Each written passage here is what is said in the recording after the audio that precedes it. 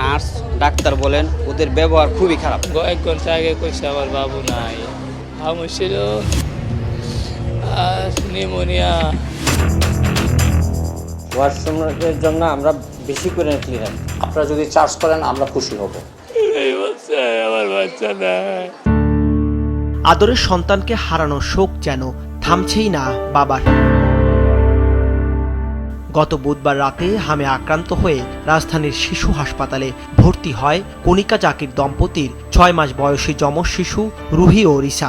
তবে শেষ পর্যন্ত বাঁচানো গেল না রিসাকে। আজ সকালে পৃথিবীর মায়া ত্যাগ করে সে। আমার 1 ঘন্টা আগে কইছে আমার বাবু নাই, কইছে দোয়া করেন আমার বাচ্চা। কয়বার ডাকছি আফা, আমার আমার আমার মেয়ের খালি পালস খালি নিচায় পড়তেছে, আমার মেয়ের ওষুধ শেষ, ইঞ্জেকশন শেষ, আমার মেয়ের পালস আয় না, নার্সে ঘুমাইতে চায় না। হামের উপসর্গ নিয়ে শিশু হাসপাতালে ভর্তি রয়েছে 61 জন শিশু। বেশিরভাগেরই বয়স 6 থেকে 12 মাসের মধ্যে।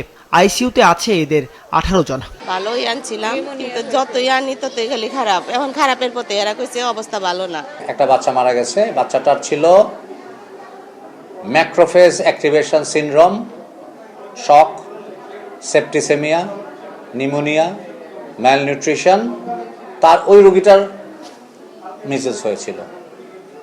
এই রোগীর মিসেস না হলেও মারা যেত। এদিকে শিশু হাসপাতালে হামের জন্য নির্ধারিত বিশেষায়িত ওই ওয়ার্ডের পরিবেশ নিয়েও উঠেছে গুরুতর অভিযোগ। বেশিরভাগ রোগীর বিছানায় তেলাপোকা পাওয়ার অভিযোগ স্বজনদের। আমাদেরকে ওয়ার্ড বয় হুমকি দেয়, উনি আমাদের রোগীর সিট কেটে দিবে যদি আমরা কথা বলি সাংবাদিকদের বা ওনাদেরকে প্রশ্ন করি। আমরা আসতে বাচ্চা ট্রিটমেন্ট নেওয়ার জন্য, এখন যদি এই পরিবেশ থাকে বাচ্চা তো সুস্থ হবে কি, আমরা উল্টো অসুস্থ হয়ে যাব। এই যে তেলাপোকা এগুলা যে হাঁটে, হেরা পরিষ্কার করে না, হেরা বলে আমরা নাকি নোংরা। এইগুলি করবে, পরিষ্কার করবে, সেখানে লোকজন আছে। না না, এটা বলার কোনো স্কোপ নাই, এটা বলার কোনো স্কোপ নাই। কেউ বলতে পারবে না যে আপনারা করে নেন, তাদের দায়িত্বপ্রাপ্ত। ওয়াশরুমের জন্য আমরা বেশি করে ক্লিনার দিচ্ছি।